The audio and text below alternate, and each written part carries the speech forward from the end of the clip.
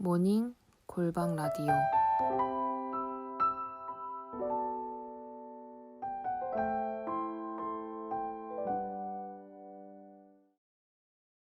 내가 또 눈을 들어 본즉 한 사람이 측량줄을 그의 손에 잡았기로 내가 어디로 가느냐 물은즉 그가 내게 대답하되 예루살렘을 측량하여 그 너비와 길이를 보고자 하노라 하고 말할 때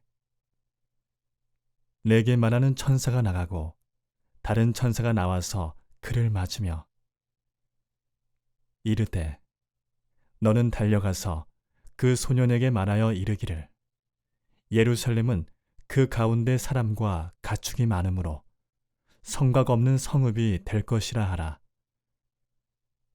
여호와의 말씀에 내가 불로 둘러싼 성곽이 되며 그 가운데에서 영광이 되리라.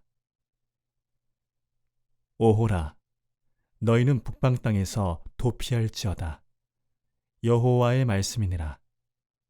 이는 내가 너희를 하늘 사방의 바람같이 흩어지게 하였음이니라. 여호와의 말씀이니라.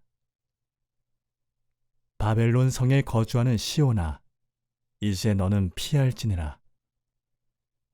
만군의 여호와께서 이같이 말씀하시되 영광을 위하여 나를 너희를 노략한 여러 나라로 보내셨나니 너희를 범하는 자는 그의 눈동자를 범하는 것이라.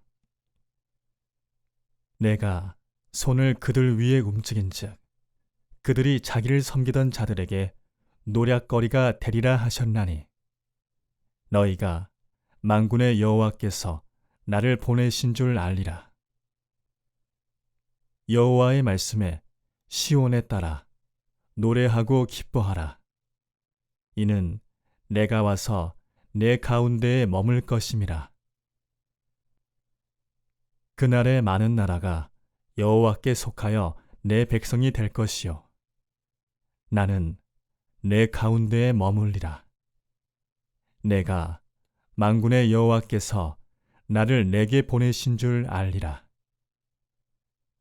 여호와께서 장차 유다를 거룩한 땅에서 자기 소유를 삼으시고 다시 예루살렘을 택하시리니 모든 육체가 여호와 앞에서 잠잠할 것은 여호와께서 그의 거룩한 처소에서 일어나심이니라 하라 하더라.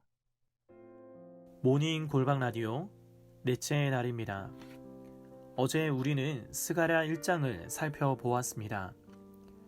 두 가지 환상을 통해 하나님께서 이스라엘 백성을 압제했던 바벨론의 악행을 모두 보고 계시며 그 일에 대해서 반드시 보응하심에 대해서 알려주셨습니다.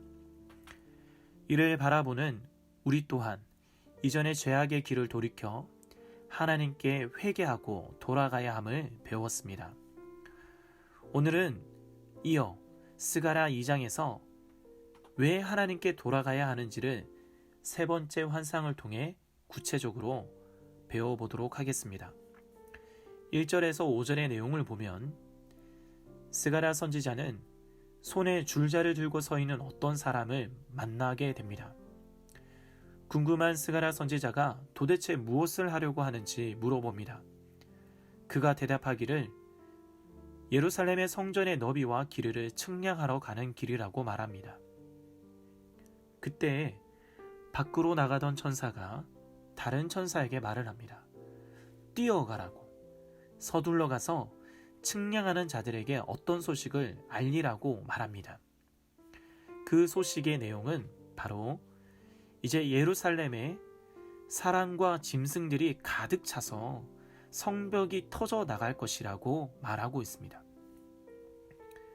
이 말은 예루살렘 성이 이제 감히 측량할 수 없을 만큼, 줄자로 잴 수 없을 만큼 엄청나게 크게 될 것이라는 것을 예언하고 있습니다. 이렇게 큰 예루살렘을 신약성경 요한계시록 21장에서는 새 예루살렘이라고 부릅니다. 그 새 예루살렘의 특징이 5절에 나타나 있습니다. 5절 말씀입니다. 여호와의 말씀에 내가 불로 둘러싼 성곽이 되며 그 가운데서 영광이 되리라.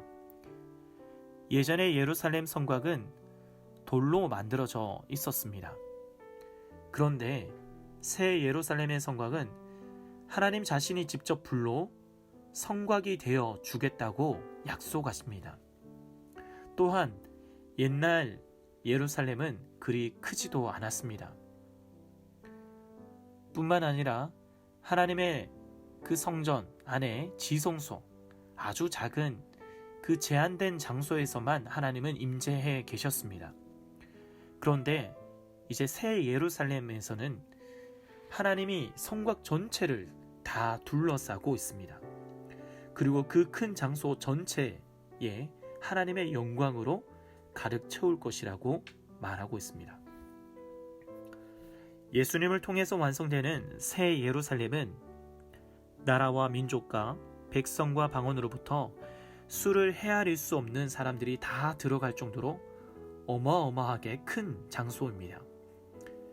그리고 새 예루살렘에는 더 이상 지성소, 그 성전의 구분이 없는데, 왜냐하면 하나님께서 어린 양을 새 예루살렘의 성전이 되게 하셨기 때문입니다. 바로 이 놀라운 신비를 스가랴 선지자 때부터 하나님께서는 예고하고 계십니다. 6절부터 7절까지는 북방 땅인 그 바벨론에 거하지 말고 예루살렘으로 지금 당장 도망가라고 말하고 있습니다. 뿐만 아니라 8절과 9절까지 내용을 보면 도망가야 하는 이유를 말하는데, 그 이유는 바로 하나님의 백성 이스라엘에 행한 그 악행, 그 바벨론의 악행에 대해서 하나님께서 심판하시기 때문입니다. 또한 그렇게 심판하시는 그 이유 또한 영광의 그 하나님께서 내 백성에게 노력하고 때린 것은 바로 하나님 자신을 노력하고 때린 것이기 때문에 내가 반드시 보응하리라고 이야기하고 있는 것입니다. 사랑하는 청년 여러분, 만약 여러분들이 이러한 상황에 놓인다면 어떻게 했을까요? 과거 이스라엘은 페르시아 고레스 왕이 이제 이스라엘 고국으로 돌아가도 좋다란 칙령을 내렸습니다. 여러분 같으면 어떻게 하시겠습니까? 드디어 기대했던 그 하나님의 성전을 우리가 짓고 다시 하나님을 뜨겁게 예배할 수 있겠다며 한 명도 빠짐없이 다 그 이스라엘로 돌아갔을까요? 그렇지 않습니다. 적어도 50년에서 70년의 세월을 페르시아에서 살면서 그들은 이제 그 페르시아 땅에 이미 많은 것을 누리며 그곳에 적응해 버렸습니다. 집도 짓고 자녀도 낳고 교육도 받고 문화시설도 누리며 이제 그 땅이 살만해졌다 싶었을 것입니다. 그때 하나님께서 이제 하나님을 섬기기 위해 고국으로 돌아가라고 한다면 이 모든 것을 포기한다는 것은 쉽지 않았습니다. 그래서 에스라서에 보면 그 말씀에 순종하여서 이스라엘로 돌아갔던 백성은 겨우 5만 명에 불과했습니다. 소수의 사람이었던 것입니다. 그 많던 나머지 사람들은 어디로 갔을까요? 바벨론 땅에서 그 편안한 삶을 살기로 선택했던 것입니다. 그러나 스가랴 선지자는 환상을 통해서 명확하게 말하고 있습니다.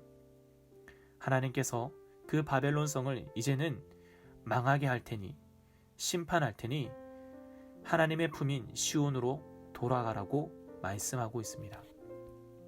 사랑하는 청년 여러분, 코로나 바이러스가 종결되고 이제 예배가 정상화된다면 어떻게 될까요? 바라기는 우리 뉴에이치 청년 한 명도 빠짐없이 성전에 모여, 교회에 모여 함께 하나님을 뜨겁게 다시 예배할 수 있기를 바랍니다. 혹여나 우리도 모르게 이 비정상적인 생활이 정상처럼 여기고 익숙해져 있다면 오늘 스가랴의 환상을 통해 하나님께서 하시는 경고를 기억해야 할 것입니다. 오늘의 말씀을 정리하겠습니다. 새 예루살렘이 큰 성읍이 될 수 있었던 것은 바벨론으로 끌려갔던 이스라엘 백성뿐만 아니라 이제는 온 나라 열방이 시온으로 오게 될 것이기 때문입니다. 이것은 신약 성경으로 말하면 세계 복음화를 말하고 있습니다. 예루살렘과 온 유대와 사마리아와 땅끝까지 이르러 하나님의 복음이 세계까지 전파되어지면 많은 사람들이 모든 민족 가운데 예수님을 믿고 구원을 받아 하나님의 백성이 될 것입니다. 그 사람들이 넘쳐날 것이기 때문에 새 예루살렘에는 사람이 넘쳐나게 될 것이라고 이야기합니다. 이방인들의 회심이 일어날 것입니다. 뿐만 아니라 하나님의 백성을 괴롭혔던 바벨론, 그 세상에 대해서도 하나님은 반드시 심판하실 것입니다. 오늘 스가랴 2장을 통하여서 하나님은 바로 이 말씀을 하고 계신 것입니다. 사랑하는 청년 여러분, 세계 복음화를 향한 우리의 마음이 다시 회복되어졌으면 좋겠습니다. 더 뜨겁게 약속하신 그 하나님의 말씀을 붙들고 모든 열방이 하나님을 예배하기까지 사모하며 기다리며 하나님을 향해 나아가는 우리 청년들 되기를 축복합니다.